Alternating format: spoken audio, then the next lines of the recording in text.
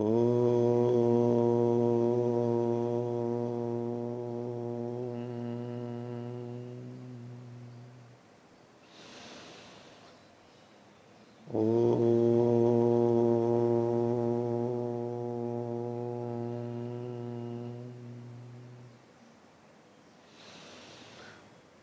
ॐ सहनाववतु सहनौ भुनक्तु सह वीर्यं करवावहै तेजस्विनावतीतमस्तु मा विद्विषावहै। ओम शांति शांति शांति। न्याय दर्शन की 97वीं कक्षा न्याय दर्शन के चौथे अध्याय का दूसरा अन्य हम देख रहे हैं। पृष्ठ संख्या 570। एक नया अधिकरण प्रारंभ कर रहे हैं, प्रकरण प्रारंभ कर रहे हैं। पूर्व पक्षी समस्त भावों का निषेध करना चाह रहा है। कुछ भी भाव सत्ता होती ही नहीं है, उसके लिए वो कुछ अलग तरीके से निषेध कर रहा है। तो 26वें सूत्र की भूमिका देखिए। यदिदम भवान बुद्धि आश्रित्य बुद्धि विषया संति इति मन्यते अल्प विराम। पूर्व पक्षी सिद्धांति को कह रहा है कि आप जो ये मानते हो, क्या बुद्धि विषया संति, बुद्धि के ज्ञान के विषय यानी घटपट आदि हैं, ये जो मानते हो, एक तो होता है ज्ञान और एक होता है ज्ञान का विषय यानी प्रमेय। प्रमा प्रमेय, जो ज्ञान हो रहा है वो जिस विषय वाला है वो विषय भी है। आम का पेड़ है तो आम का पेड़ है, हमारे को ज्ञान हो रहा है तो जिसका ज्ञान हो रहा है वो होता है।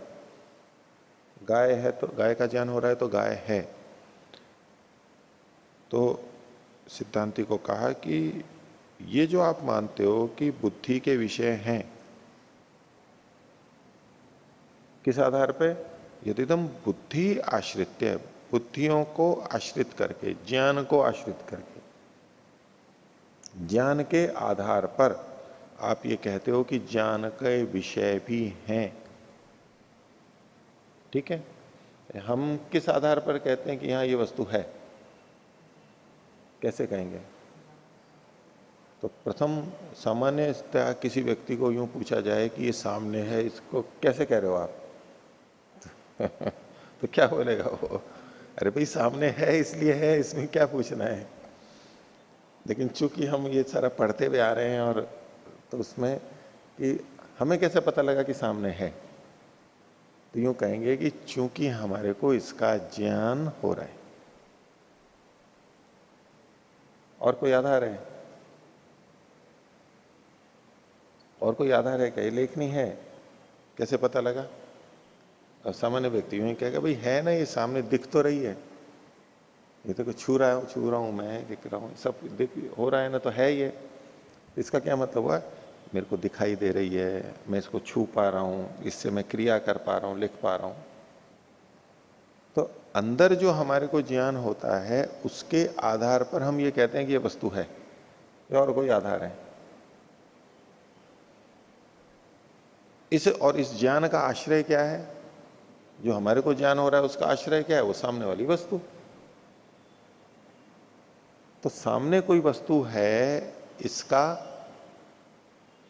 आधार ये है, हम अपने ज्ञान को मानते हैं क्योंकि दिख रही है तो है, छूने से पता लग गया। यानी ज्ञान के आधार पर हम किसी वस्तु के होने का निर्णय करते हैं। तो पूर्व पक्षी सिद्धांति को कह रहा है कि आप जो ज्ञान के आधार पर ज्ञान के विषयों का निश्चय करते हो कि ये वस्तुएं हैं, ऐसे ही सिद्धांति मानते हैं।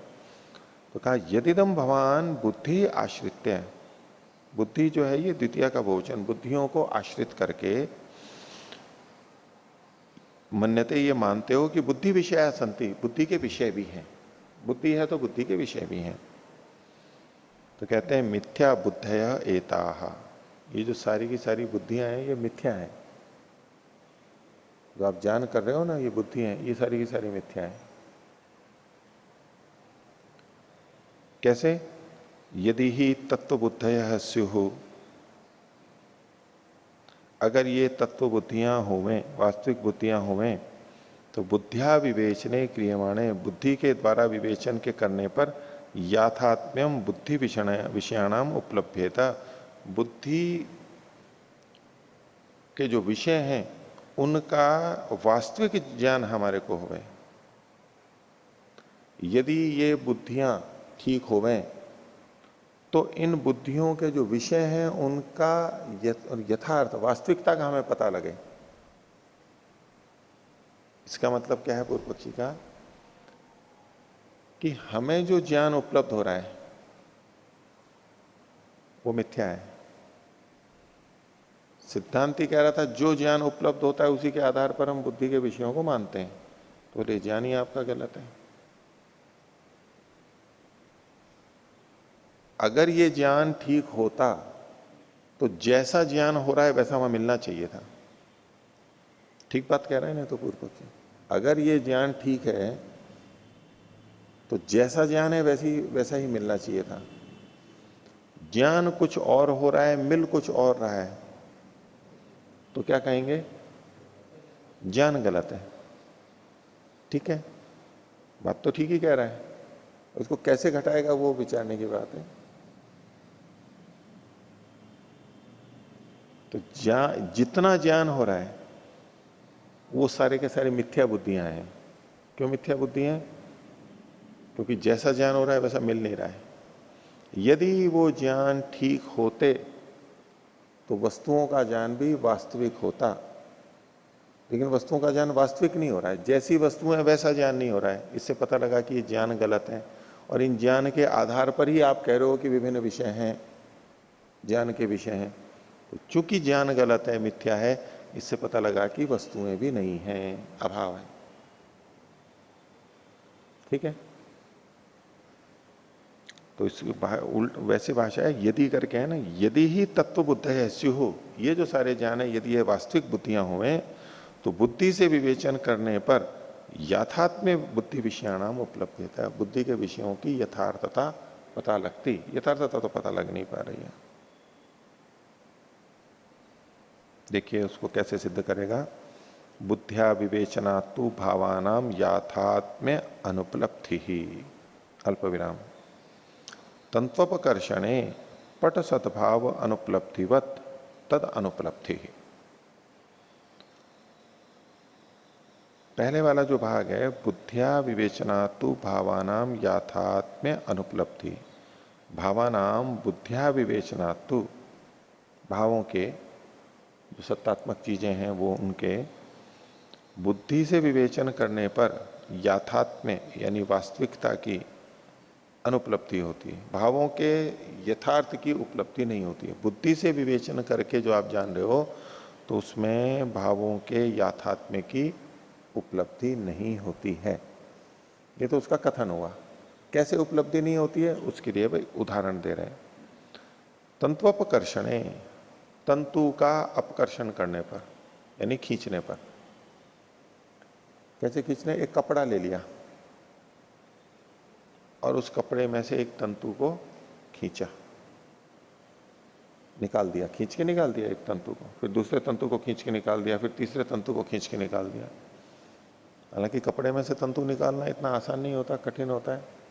या तो स्वेटर जैसी चीज ले लीजिए या कोई ऐसा कपड़ा ले लीजिए जैसे कि टाट ले लीजिए, बोरी होती है ना, उसमें से तो हम निकाल लेते हैं ना आसानी से। इन कपड़ों में तो निकालना मुश्किल होता है, टूट जाता है या और दिक्कत होती है।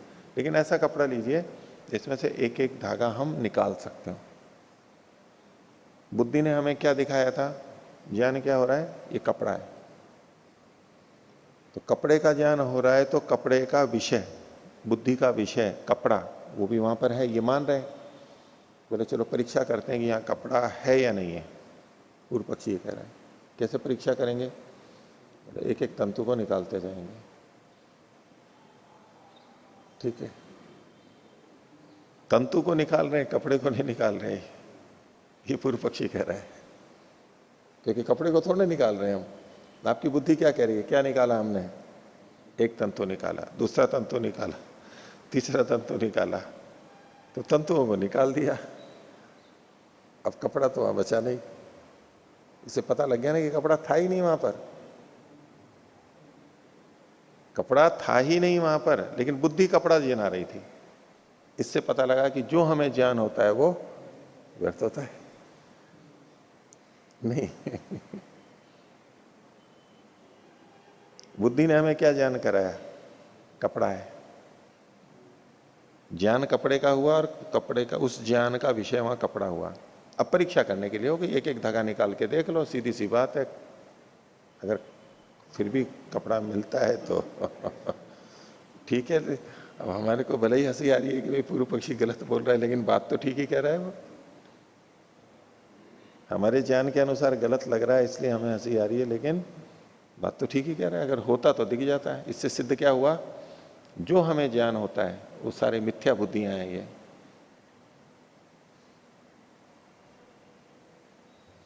बुद्धिया विवेचना तु भावानाम, तो तंत्वोपकर्षे पट सद्भाव अनुपलब्धि पर, तंतु के हटाने पर पट के सद्भाव की अनुपलब्धि हो रही। पट, कपड़े की सत्ता वहां पर मिल नहीं रही है हमारे को। तद अनुपलब्धि ही उसकी, यानी और जितने भी अवयवी हैं उन सब की अनुपलब्धि। आप ये कहते हो ये अवयवी है, ये अवयवी है, ये व्यक्ति है, ये पुरुष, ये स्त्री है, ये बच्चा है, ये वृद्ध है, ये पत्थर है, ये मकान है, कुछ भी, ये डंडा है, ये दरी है, ये रोटी है, जितने अवयवियों को आप नाम ले रहे हो सारा हम अवयवी ही तो देख रहे हैं, अवयवियों का तो ज्ञान कर रहे हैं। ये आपकी मिथ्या बुद्धि है। अवयवी होता ही नहीं है, अभाव है सबका।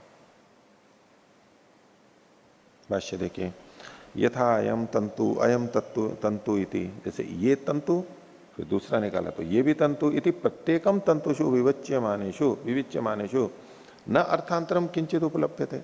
अल्प विराम, एक एक को अलग करने पर कोई अर्थांतर यानी अवयवी, क्योंकि तंतु तो अवयव है, अवयवों को निकाल दिया तो अवयवी वहां पर कुछ भी नहीं बच रहा है। इसलिए तो यत पट बुद्धेर विषय स्यात्, कोई ऐसा अर्थांतर उपलब्धि नहीं हो रहा है जो कि पट बुद्धि का विषय हो। तो पट बुद्धि तो हो रही है लेकिन पट का विषय नहीं है वहां पर, पट विषय नहीं है। तो ऐसा कोई वस्तु नहीं मिल रही जो कि पट बुद्धि का, जो हमारे को पट का ज्ञान हो रहा है उसका कोई विषय तो होना चाहिए वहां पर, वो है नहीं। याथात्म्य अनुपलब्धे है, जो वास्तविकता है उसकी अनुपलब्धि होने से असति विषय पट बुद्धिर भवंती, विषय नहीं है लेकिन फिर भी पट की बुद्धि हो रही है, तो इसलिए ये मिथ्या बुद्धिर भवंती एवं सर्वत्रेति, तो ये सब मिथ्या बुद्धियां हैं। ऐसे ही सब जगह लगाना चाहिए। पट है, घट है, मनुष्य है, पृथ्वी है, तारा है, सूर्य है, लेखनी है, घड़ी है, सब कुछ सब जगह ये का ये लगेगा। तो इसलिए कुछ भी नहीं है, मिथ्या बुद्धियां हैं। तो बोल दिया हमारे को गलत भी लग रहा है, लेकिन इसका उत्तर तो आना चाहिए ना कि इसको खंडित कैसे करें, खंडित कैसे करें। जटिल प्रश्न हो जाते हैं ना, इसको समझाएं कैसे। पता है कि गलत है ये, लेकिन गलत सिद्ध भी तो करना पड़ेगा, कहने से तो गलत नहीं हो जाता, बताना पड़ेगा।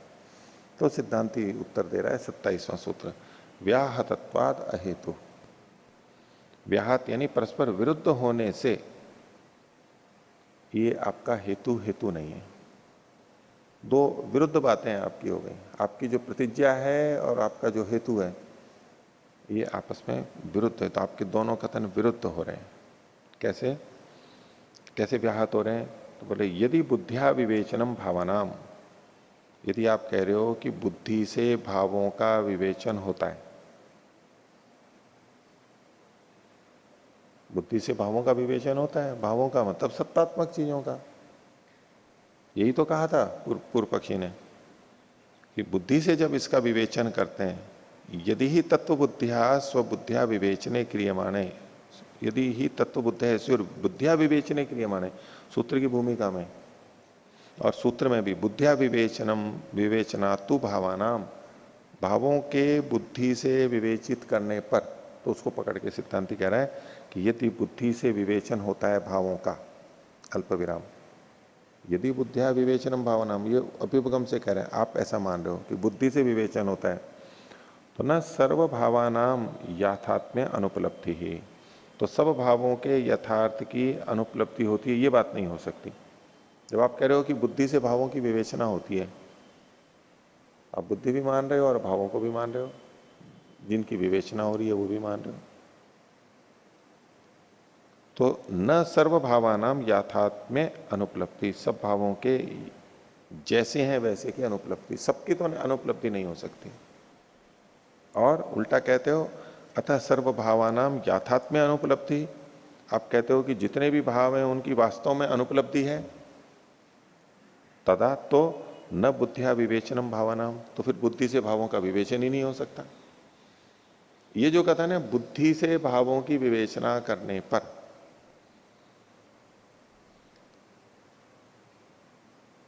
तो इसका मतलब वो बुद्धि को मान रहा है, बुद्धि की सत्ता मान रहा है या नहीं मान रहा है। और जिनकी भावों की विवेचना की जा रही है उनको भी मान रहा है, भावों को विवेचना हो रही है किसकी, भावों की, सत्ता मान रहा है। तो बुद्धि से अगर भावों की विवेचना, ये वचन आपका ठीक है, तो सबका अभाव है ये नहीं कह सकते आप। और यदि आप कह रहे हो कि सबका अभाव है,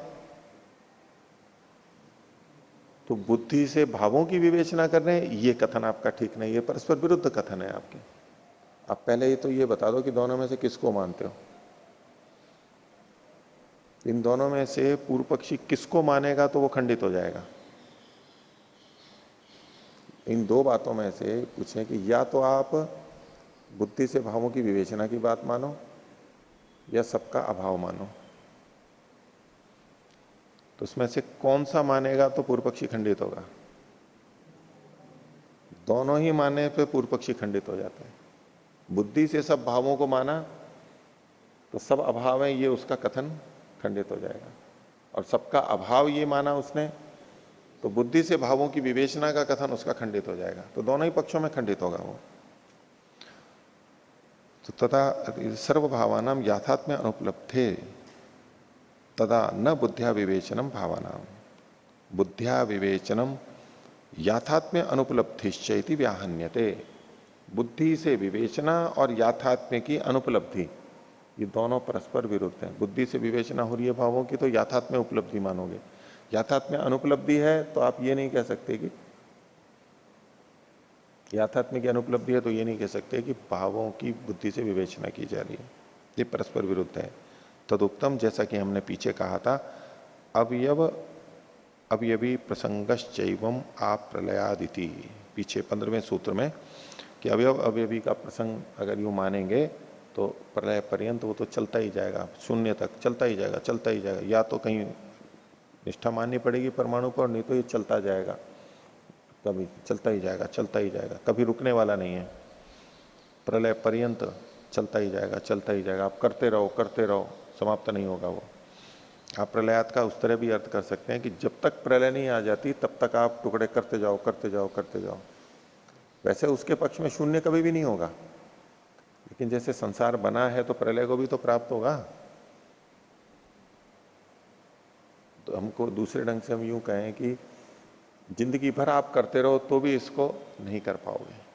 तो प्रलय पर्यंत कब तक कर सकते हैं हम, जब तक प्रलय नहीं होती तब तक कर सकते हैं। मैंने किया, मैं मरने लगा, मेरे बाद में दूसरे ने करना शुरू कर दिया, दूसरे के बाद में तीसरे ने करना शुरू कर दिया, ऐसे एक के बाद एक करते चले गए, करते चले गए, तो भी अंत नहीं आएगा। प्रलय पर्यंत आप करते जाओ तो भी इसका अंत नहीं आने वाला है। अनवस्था दोष बता, तो जैसे वो खंडन किया था, आपकी बात गलत है। और खंडित कर रहा है सिद्धांति 28वां सूत्र, तदाश्रयत्वात् अपृथक ग्रहणम, तद आश्रयत्वात्, उसके आश्रय वाला होने से, यानी तंतु के आश्रय वाला होने से। किसके? पट के। पट और तंतु का जो उदाहरण दिया था उसको खंडित कर रहा है सिद्धांति कि पट तो तंतु के ही आश्रित है। तदाश्रयत्वात् अपृथक ग्रहणम, पट का अलग से तो ग्रहण होता ही नहीं। पूर्व पक्षी यूं कह रहा था कि एक एक धागा निकाल दो, अब बताओ पट कहां पर है। बोले पट तो बिना तंतु के रह ही नहीं सकता है, तंतु के आश्रय से ही रहता है, ये हमारा सिद्धांत है। आप तंतुओं को हटा के कहो कि पट को बताओ, ऐसे थोड़ा ना होगा। तो तद आश्रयत्वाद अपृथक ग्रहणम, पट का पृथक से, स्वतंत्र तंतु से पृथक ग्रहण नहीं होता है किसी भी कार्य द्रव्य का। भाष्य, कार्यम द्रव्यम कारण द्रव्याश्रितम, तो कार्य द्रव्य अपने कारण द्रव्य पे आश्रित होता है। तत्कारणे पे पृथक न उपलब्ध थे, और वो अपने उन कारणों से पृथक कभी उपलब्ध नहीं होता है, उसके जो कारण है उसके पृथक नहीं होगा। विपर्य पृथक ग्रहणात्, और इसके अगर आप विपरीत मानोगे कि जो कार्य द्रव्य है वो अपने कारण द्रव्यों से भिन्न, कारण द्रव्यों से भिन्न जो है उनसे भिन्न तो रह सकता है, यानी जो कारण द्रव्य नहीं है उनसे अलग तो रह सकता है। विपर्य पृथक ग्रहणात्, इसी को खोल रहे हैं आगे। यत्र आश्रय आश्रित भावो नास्ति, जहां दो वस्तुओं में कार्य और कारण में आश्रय आश्रय भाव नहीं है, तत्र पृथक ग्रहणम, वहां पृथक ग्रहण हो जाता है। अब घड़ा बिना तंतुओं के रह सकता है, जहां तंतु नहीं है वहां भी घड़ा रह सकता है, क्योंकि इनमें परस्पर कारण कार्य भाव नहीं है तंतु और घड़े में। तो विपर्य च विपर्य पृथक ग्रहण, जहां जहां पृथक ग्रहण होता है वो विपर्य में होता है, यानी जो कारण कार्य भाव नहीं है वहां पर देखा जाता है। बुद्धिया विवेचना तु भावानां पृथक ग्रहणम, और बुद्धि से विवेचना करने पर भावों का यानी पदार्थों का पृथक ग्रहणम, पृथक ग्रहण होता है, हमें पृथक पृथक पता लगता है।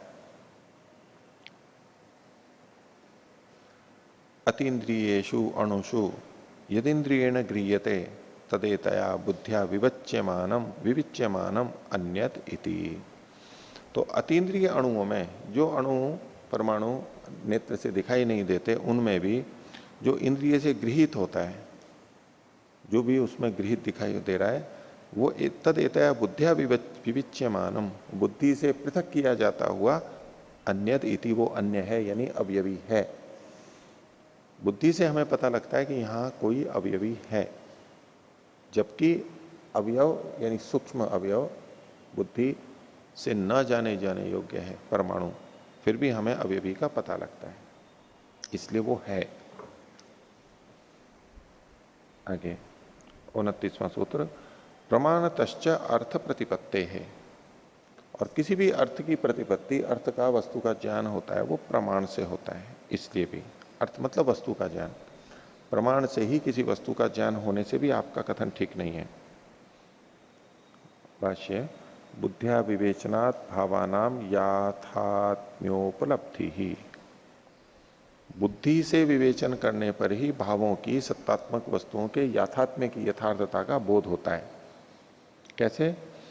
यदस्ति यथाच अल्प विराम, जो है और जैसा है, जो भी है और वो जैसा है, ये हमारे को ज्ञान से पता लग जाता है। और यत्रास्ति यहां लिखा हुआ है, पाठभेद ज्यादा ठीक है, यन नास्ति यथाच तत्सर्वम प्रमाणतः उपलब्धिया सिद्ध्यति। यन नास्ति, यत्र नास्ति से भी लगा सकते हैं, नहीं तो यन नास्ति, जो नहीं है, और यथाच, और जिस तरह से है, जिस तरह से वो नहीं है, तत्सर्वम, को सारा का सारा प्रमाणतः उपलब्धिया सिद्ध्यति, प्रमाण से जो हम उपलब्ध करते हैं उससे सिद्ध हो जाता है कि ये है और ये नहीं है, ये इस रूप में है, ये है तो इस रूप में है, ये नहीं है तो इस रूप में नहीं है, ये सब हमें प्रमाण से पता लग जाता है। या च प्रमाणतः उपलब्धि तत्बुद्धिया विवेचनम भावनाम, और जो प्रमाण से हमारे को उपलब्धि होती है, विभिन्न प्रमाणों से पता लगता है, वो बुद्धि के द्वारा ही भावों की विवेचना होती है। प्रमाणों से हम जब सत्ता सिद्ध करते हैं तो उसमें करते क्या है, हम बुद्धि से भावों की सिद्धि ही तो करते हैं, ज्ञान से भावों की सिद्धि ही तो करते हैं। हमें किसी वस्तु की उपलब्धि कैसे होती है, तो यह प्रमाणों से होती है, प्रमाणों से वस्तु की उपलब्धि होती है।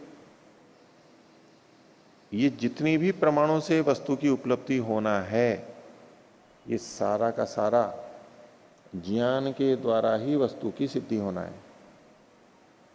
क्योंकि प्रमाण का जब हम प्रयोग करेंगे तो प्रमाण से क्या उत्पन्न होगा, ज्ञान ही तो उत्पन्न होगा। प्रक्रिया तो यही है, प्रमाण से ज्ञान उत्पन्न होगा और ज्ञान के आधार पर फिर हम कहेंगे कि वस्तु है या नहीं है। तो जब प्रमाण से किसी वस्तु की उपलब्धि अनुपलब्धि कही जा रही है, तो वो एक तरह से ज्ञान से ही वस्तु की उपलब्धि अनुपलब्धि कही जा रही है, में कोई अंतर नहीं। तो याच प्रमाणतः उपलब्धि तद बुद्धिया विवेचनम भावना, वो बुद्धि से ही भावों की विवेचना है, क्योंकि प्रमाण से ज्ञान होता है। और इससे भावानाम के बाद अल्प विराम है ही। तेन सर्वशास्त्राणि सर्वाणि सर्वकर्माणि सर्वे च शरीरिणाम व्यापारा व्याप्ता। और इस बुद्धि की विवेचना से, जो पीछे कहा तद बुद्धिया विवेचनम भावना, बुद्धि से भावों की विवेचना है, तो तेना उस भावों की विवेचना से सर्वशास्त्राणि सारे शास्त्र व्याप्त हैं। सब शास्त्रों में ज्ञान से ही विवेचना की जाती है, प्रमाणों से, ज्ञान और ज्ञान से भाव की विवेचना की जाती है। तो सर्वाणी सर्वशास्त्राणी और सर्वकर्माणी, जितने भी कर्म हैं वो सब इससे व्याप्त हैं। सर्वे च शरीरिणाम व्यवहारा, और मनुष्यों के जितने सामान्य व्यवहार हैं वो सब भी इससे व्याप्त हैं। यानी इसके बिना तो कुछ है ही नहीं। जिससे ये सारे व्यवहार कर्म और शास्त्र चल रहे हैं, आप उसी का निषेध करोगे तो ये सब व्यर्थ होंगे, जबकि ये व्यर्थ नहीं है। परीक्षमाणो ही बुद्धिया अध्यवस्यति, परीक्षा की करता हुआ कोई व्यक्ति, जो व्यक्ति परीक्षा कर रहा है, परीक्षा करेगा प्रमाणों से। तो प्रमाणों से जब कोई व्यक्ति परीक्षा कर रहा होता है तो बुद्धिया अवश्यति, इस ज्ञान के आधार पर ही निश्चय करता है कि है या नहीं है, ऐसा है और ऐसा नहीं है। इसी को खोल रहे हैं, इदम अस्ति इदम नास्ति, अल्प विराम, ये है और ये नहीं है।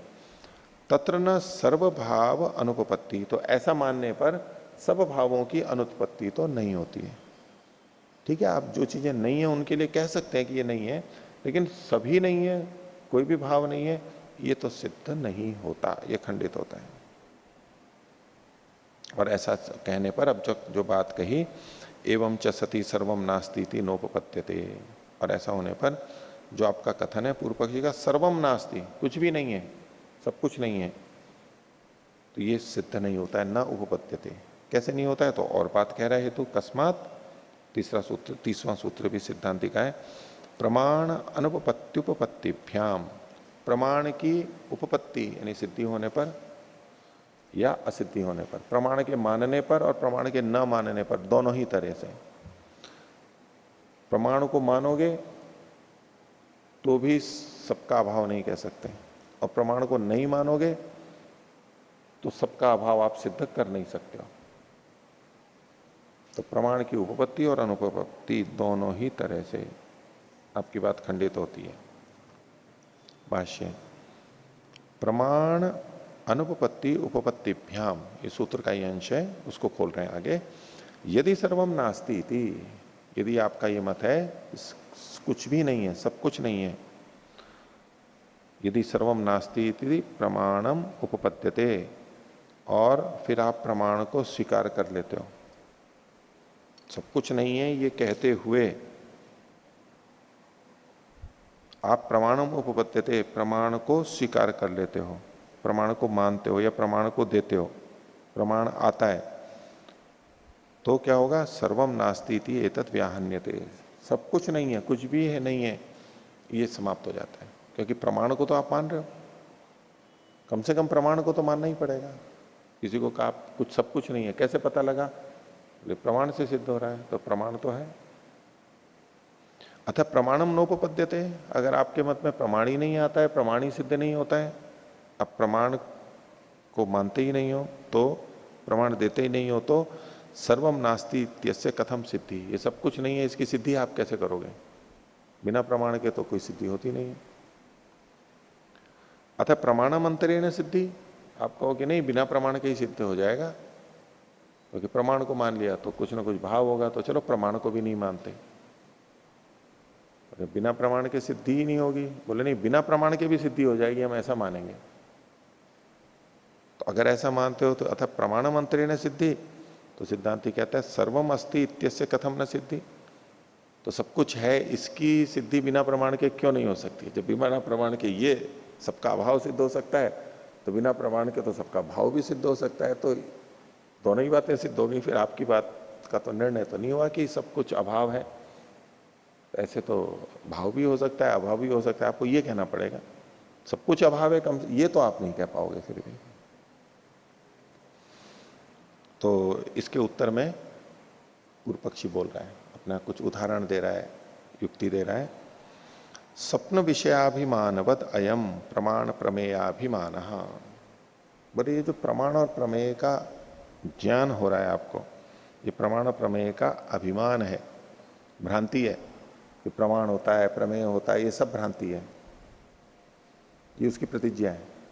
प्रमाण प्रमेय अभिमान, जगने पे जो हम प्रमाण और प्रमेय की बात करते हैं सब भ्रांति है, अभिमान है। कैसे? स्वप्न विषयाभिमानवत, स्वप्न में जो विषय हमें दिखाई देते हैं उनके अभिमान के समान।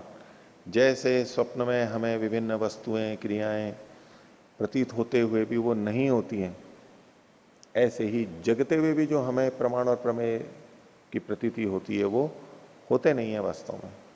तो सिद्ध हो गई ना बात। उदाहरण भी दे दिया। जो संसार को मिथ्या मानते हैं वो भी ऐसा ही उदाहरण तो देते हैं। कैसे मिथ्या है ये? बोले स्वप्नवत, स्वप्न के समान मिथ्या है। स्वप्न में जो चीजें दिख रही थी उठने के बाद में वो मिलती नहीं है, तो इससे वो मिथ्या हुआ। ऐसे ही ये जो हमारे को दिखाई दे रहा है ये भी मिथ्या है, वही युक्ति है ये। स्वप्न के विषयों के अभिमान भ्रम के समान ये अयम प्रमाण प्रमेय का भी अभिमान है। और इसी में और भी उदाहरण दे रहा है पूर्व पक्षी। 32वां सूत्र है, माया गंधर्व नगर मृग तृष्णि का वत्वा। तो माया जादू को बोलते हैं। तो जादू में जो गंधर्व नगर बना दिया जाता है, बड़ा अच्छा सुंदर नगर बन गया, सौंदर्य से युक्त है, गान बजाने जैसे गंधर्व लोग होते हैं, गंधर्व विद्या, तो वो उस तरह की चीजें वहां पर है। इतना अच्छी अच्छी चीजें दिख नहीं रही हैं। तो जैसे माया से उत्पन्न गंधर्व नगर वास्तव में नगर नहीं होता है, दिखाई देता है जादू में कि देखो ये सब कुछ है, वास्तव में कुछ भी नहीं है, काल्पनिक होता है।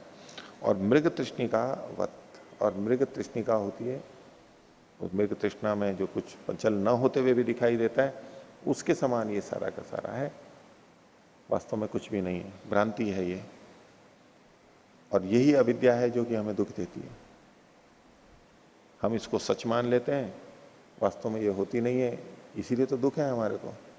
और जब तत्व ज्ञान हो जाएगा, क्या तत्व ज्ञान? कुछ भी नहीं है। ये तत्व ज्ञान हो जाएगा तो कष्ट ही समाप्त हो जाएगा। यह रह सकता है, हम ये मान लें कि सब कुछ कुछ भी नहीं है, तो फिर हमारे को दुख होगा क्या? नहीं होगा ना। कोई है ही नहीं तो दुख कहां से होगा? दुख को देने वाला ही नहीं है कोई, दुख का कारण ही नहीं है, तो बस समाप्त, तो दुख समाप्त हो गया। ऐसा ये कह रहे हैं। भाष्य देखिए, यथा स्वप्ने न विषया संति, जैसे स्वप्न में विषय नहीं होते हैं, अथच अभिमानो भवति, लेकिन फिर भी उसको मानना होता है, भ्रांति से मानते हैं उसको। एवं न प्रमाणानि प्रमेयानि च संति, ऐसे ही प्रमाण और प्रमेय भी नहीं है। न प्रमाण प्रमेय संति अथच प्रमाण प्रमेय अभिमानो भवति, इससे सिद्ध होता है कि प्रमाण और प्रमेय का हमें तो अभिमान होता है, भ्रांति है मात्र। अब उदाहरण से अपनी बात को सिद्ध करते हैं।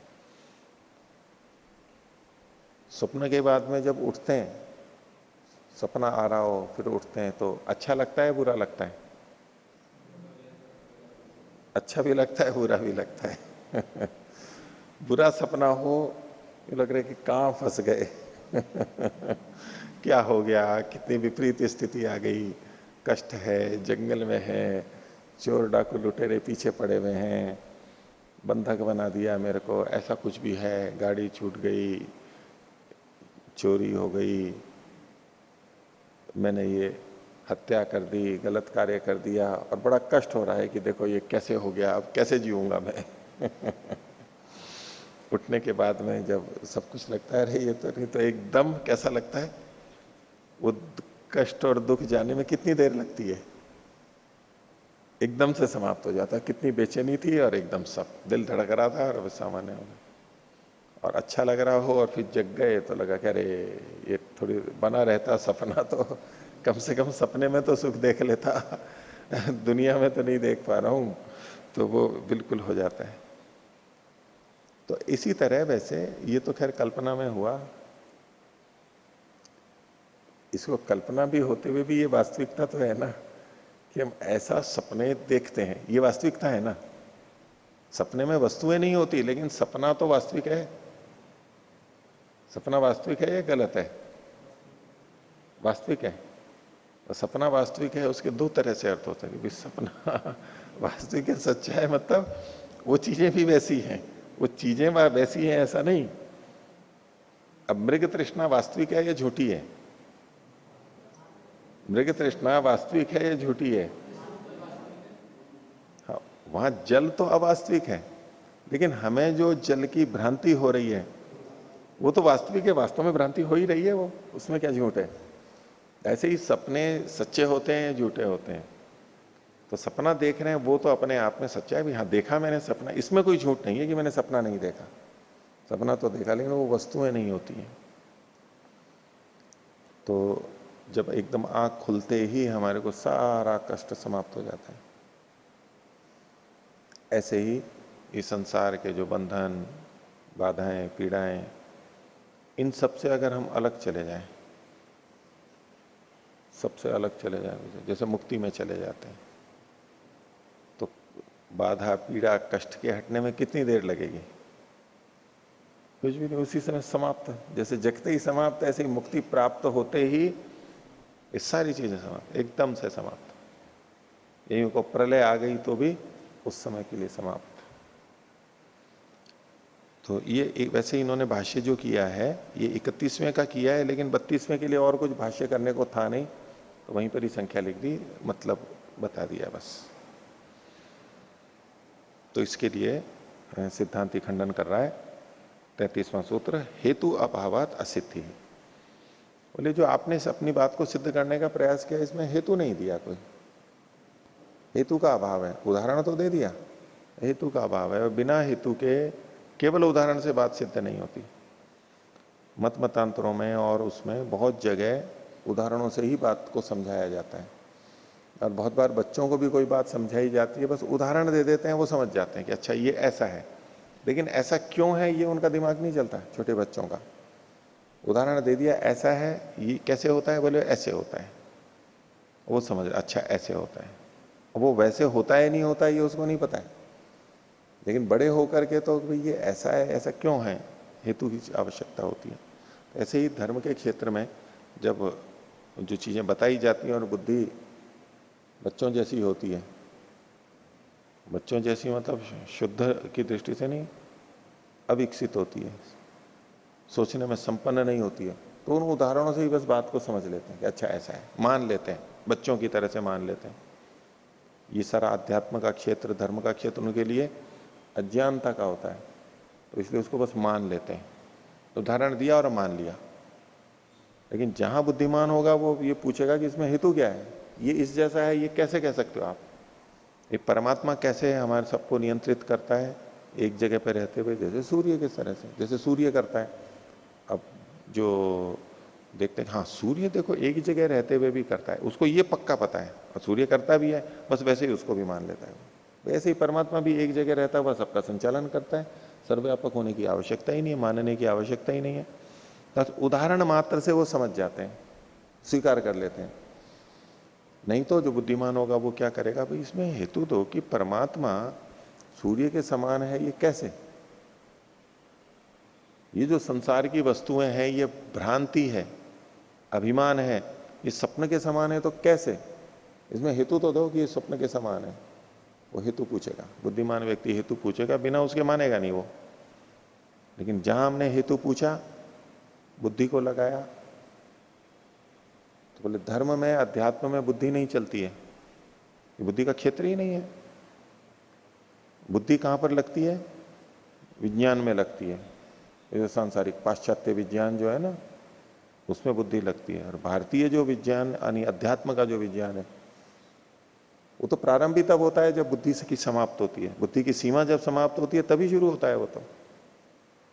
और अब आप इसमें बुद्धि लगा रहे हो, तो बुद्धि लगाओगे तो इस विज्ञान को आप कभी भी नहीं सीख सकते। बुद्धि को छोड़ो तब आप इस अध्यात्म विद्या को जान सकते हो। ये सब बातें कह करके उसको चुप कर देते हो। और बुद्धि, किसी ने प्रश्न किया, इसका प्रश्न किया मतलब है तो आशंका कर दी उसने, प्रश्न खड़ा कर रहे हो, विश्वास नहीं है, श्रद्धा नहीं है। बिना विश्वास श्रद्धा के तो अध्यात्म में जा नहीं सकते। तो जैसा कहा वैसा मानो बस। संशय करोगे, प्रश्न उठाए मतलब संशय, और संशय आत्मा विनश्यति, नष्ट हो जाओगे। इसलिए प्रश्न शंका नहीं करनी है आपको। ये सब बहुत सारे उनके पास कहने बोलने के लिए चीजें हैं, और वो व्यक्ति सोचता है हाँ जी हाँ। शास्त्र में कहा है संशयात्मा विनश्यति, मान लो बस। उसको वो ही शरणागति, उसके दिमाग को ऐसा ही बना दिया जाता है, बस मान लो, कहा है मान लो, इसमें कुछ भी नहीं छेड़ना है। इसलिए अच्छे अच्छे वैज्ञानिक जो इन चीजों से डरते हैं, धर्म और अध्यात्म के क्षेत्र में आके बस बुद्धि को एक तरफ रख के जैसा है वैसा मान लेते हैं।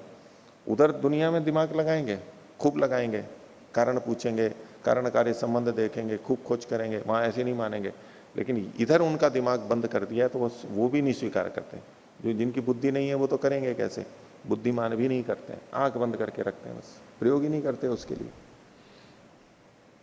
तो सिद्धांति ने कहा हेतु अभावात सिद्धि, आपने हेतु तो दिया ही नहीं, बिना हेतु के तो कोई बात सिद्ध नहीं होती है। तो ये हेतु का अभाव कैसे है उसको आगे समझा रहे हैं। स्वप्नांते विषय अभिमानवत प्रमाण प्रमेयाभिमानो अल्प विराम।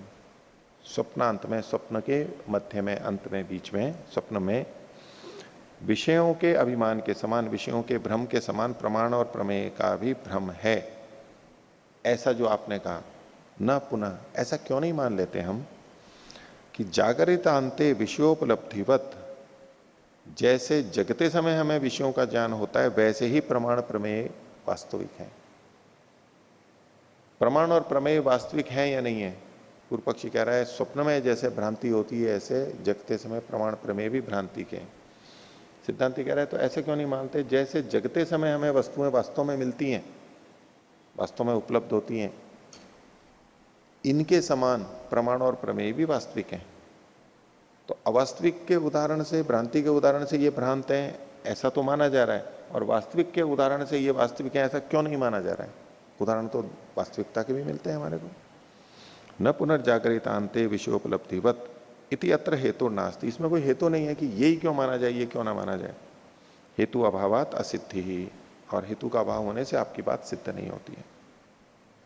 और आगे दूसरे ढंग से कह रहे हैं स्वप्नांते च असंतो विषय उपलभ्यंते इति अत्रापि हेतु अभाव।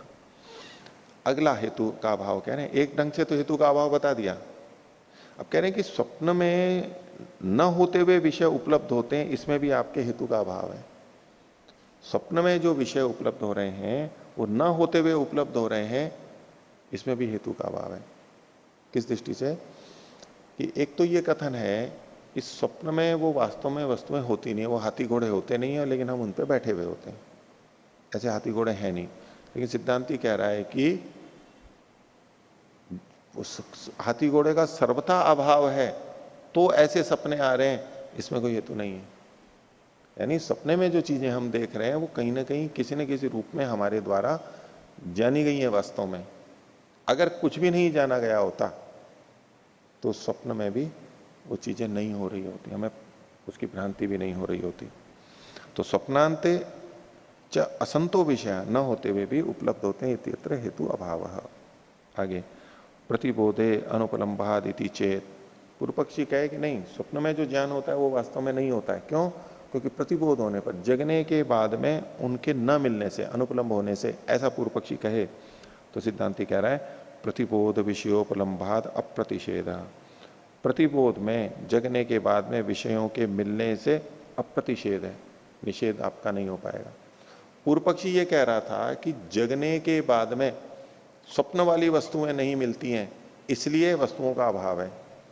सिद्धांति कह रहा है जगने के बाद में स्वप्न वाली वस्तुएं भले ही नहीं दिख रही हो, लेकिन दूसरी वस्तुएं चूंकि मिल रही हैं, इससे पता लगता है कि सब चीजों का अभाव नहीं है। ठीक है, स्वप्न में जो देख रहे थे वो चीजें यहां पर नहीं है, लेकिन यहां पर जगने के बाद में, जगने के बाद कैसे पता लगता है कि हाथी घोड़ा नहीं था या रथ नहीं था या जंगल नहीं था, शेर नहीं था, कैसे पता लगता है?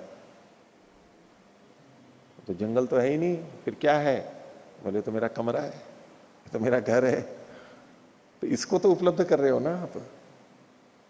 तो आपका प्रयोजन तो ये था कि सब कुछ अभाव है, लेकिन जब आप उठते हो और स्वप्न वाले का अभाव दिखा रहे हो तो संसार की वस्तुओं का भाव मानते हुए वहां पर कह रहे हो ये वस्तुएं तो हैं, यहां पर जंगल नहीं है, ये मेरा कमरा है, तो इनका भाव तो आपको मान ही रहे हो।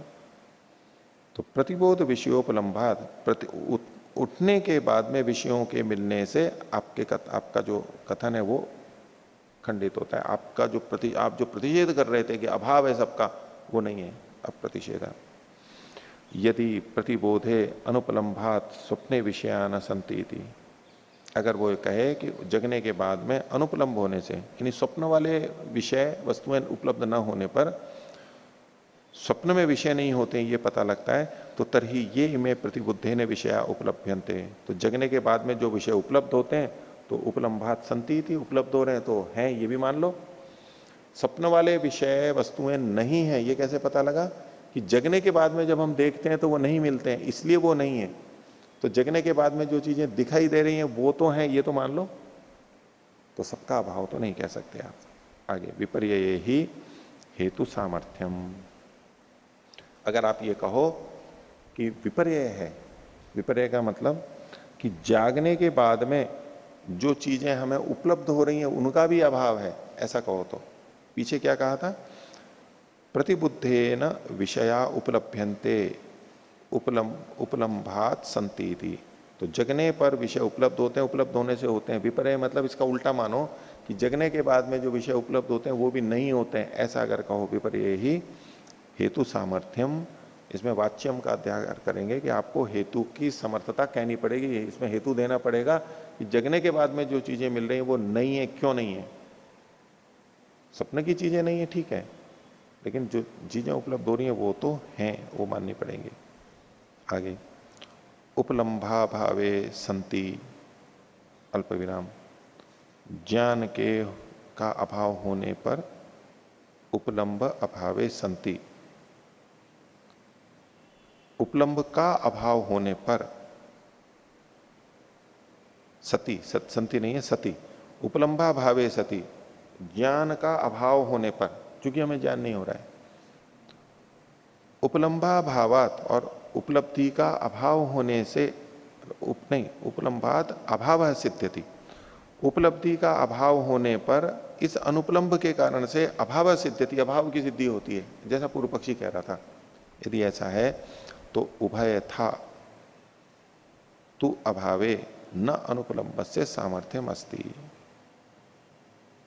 तो इसमें उभयथा का मतलब है स्वप्न और जागृत दोनों स्थितियों में, उभयथा दोनों ही तरह से अभाव होने में न अनुपलम्ब से सामर्थ्य में सी, अनुपलम्ब का सामर्थ्य नहीं है कि वो दोनों जगह अभाव दिखा दे, स्वप्न में भी अभाव दिखा दे, स्वप्न का भी अभाव दिखा दे, और वो अनुपलब्धि जगते हुए में भी अभाव दिखा दे, ये सामर्थ्य नहीं है, क्योंकि जागते समय तो वो रहती है। उभय था तु अभावे न अनुपलम्ब से सामर्थ्यम अस्ति, कैसे? यथा प्रदीपस्य अभावात रूपस्य अदर्शनमिति, जैसे प्रदीप का अभाव हो, दीपक नहीं है तो रूप का अदर्शन होता है, रूप दिखाई नहीं देता, वस्तुएं नहीं दिखाई देती हैं। तत्र भावेन अभाव समर्थ्यते इति, तो जिस समय ये कथन कर रहा है कोई, दीपक नहीं है तो वस्तुओं भी नहीं है, तो वहां भाव के द्वारा अभाव का कथन हो रहा है, भाव के द्वारा अभाव का कथन हो रहा है। कोई कहे कि दीपक नहीं है इसलिए कोई भी वस्तु नहीं दिखाई दे रही है, इसलिए कुछ भी नहीं है, नहीं, इस कथन में ही ये वस्तुएं उपलब्ध नहीं हो रही हैं, भाव को स्वीकार करके बोल रहा है कि चीजें होती हैं, यदि दीपक होता तो ये दिख जाती। तो तत्र भावेन अभाव समर्थ्यते इति, आगे और कह रहे हैं स्वप्न विकल्प, स्वप्नांत विकल्पे च हेतु वचनम, और स्वप्न में जो भेद होता है आपको उसका भी हेतु बताना पड़ेगा। यदि कुछ भी वस्तु नहीं है तो फिर सपने कैसे आएंगे? पहली बात तो यह कि वस्तुएं ही नहीं है तो उनके सपने ही नहीं आएंगे, और यदि वस्तुएं नहीं है तो सपने आते हो तो भी कैसे आएंगे? अलग अलग आएंगे, एक जैसे आएंगे? अगर कोई भी वस्तु नहीं है, कोई क्रिया नहीं है, वस्तु नहीं है, हमारा कोई व्यवहार नहीं है, तो सपने कैसे आएंगे? मान भी लोग सपने आते हैं तो कैसे आएंगे? नहीं आएंगे, वो एक पहली बात हो गई। अगर अभ्युपगम से मान भी लें कि आते हैं तो वो कैसे होंगे? कल्पना में मान के चलो, आप कहो कि आएंगे ही नहीं, ठीक है नहीं आएंगे, लेकिन अगर मान भी लिया अभ्युपगम से कि आएंगे भी, तो कैसे आएंगे? अच्छा, सपने क्या एक जैसे होते हैं? अपने तो अलग अलग होते हैं। वही हेतु दिया कि स्वप्नांत विकल्पे च हेतु वचनम, कि स्वप्न में जो विकल्प होता है, विकल्प यानी भेद होता है, कोई कैसा, उसमें आपको हेतु बताना पड़ेगा कि ये अलग अलग क्यों आ रहे हैं। खोल रहे हैं इसी को, स्वप्न विषयाभिमानवद इति ब्रुवता, जो कहते हैं कि ये स्वप्न के अभिमान के समान है, ऐसा कहते हुए के द्वारा स्वप्नांत विकल्पे हेतुर्वाच्य है, स्वप्न में होने, स्वप्न के भेद का हेतु देना पड़ेगा। कैसे? क्वचित स्वप्नो भयोपसंगिता, कोई स्वप्न तो डर से युक्त होता है, कश्चित प्रमोदोपसंगिता, कोई प्रसन्नता या हर्ष से युक्त होता है, कश्चित उभय विपरीता, कोई दोनों से विपरीत होता है, न तो भय होता है और न हर्ष होता है, बस सामान्य होता है, बस घटना चल रही है। कदाचित स्वप्न में न पश्यति, और कभी स्वप्न ही नहीं देखता है। तो ये जो स्वप्न के विकल्प हैं, इसका कारण आप बताओ कि ऐसे होता क्यों है? निमित्त वस्तु स्वप्न विषयाभिमानस्य, क्योंकि स्वप्न के विषय के अभिमान का निमित्त वाला होने से, कि स्वप्न के में जो विषयों का की भ्रांति हो रही है वो किसी न किसी निमित्त वाला होता है। किसी को कोई भ्रांति, किसी को कोई भ्रांति, तो कोई ना कोई कारण तो अलग अलग होगा, निमित्त तो होगा। और निमित्त विकल्पात विकल्पोपपत्ति है, उसके लिए आपको निमित्त कारणों का विकल्प मानना पड़ेगा। निमित्तों का विकल्प होने पर ही स्वप्न के विकल्प की सिद्धि होती है। वो जो निमित्तों का विकल्प कैसे मानोगे? यानी निमित्त मानने पड़ेंगे, निमित्त मानने पड़ेंगे। अब छोटे बच्चे को यही सपना आता है कि मैं कब खेलने जाऊं और खेलूं, परीक्षा में अनुत्तीर्ण हो गया, आज पाठ तैयार नहीं किया तो विद्यालय में अध्यापक जी से डांट पड़ रही है, मार पड़ रही है, उसको ऐसे ही सपने आते हैं। और क्या, अधिकतर वही सपने आएंगे, और बड़ों को बड़ों जैसे आएंगे, बूढ़ों को बूढ़ों जैसे आएंगे, जिनको रोग है उनको रोगों के आएंगे, जिनको पैसे नहीं है उनको पैसों के सपने आएंगे, जिनके पास पैसे हैं उनको लुटेरों के सपने आएंगे। तो अपने हिसाब से, यानी इसका जो भेद है तो निमित्त में भेद होगा। तो इससे पता लगता है कि जागते समय जो चीजें हैं उनका अभाव नहीं है, वो वास्तविक सत्ता है उसकी। तो अभी ये विषय और आगे चलेगा, आज का विषय हम इतना ही रखते हैं। प्रणव था।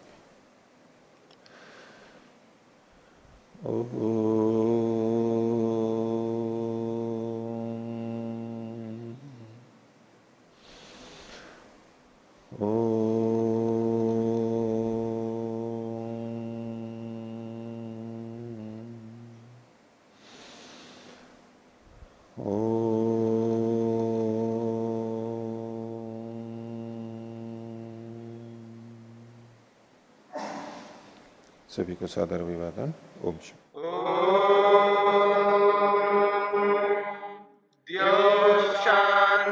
शांतिरंतरिक्षम शांति पृथिवी शांतिरापः शांतिरोषधयः शांति वनस्पतयः शांतिर्विश्वे देवा शांतिर्ब्रह्म शांति सर्वं शांति शांतिरेव शांति क्षमा शांतिरेधि।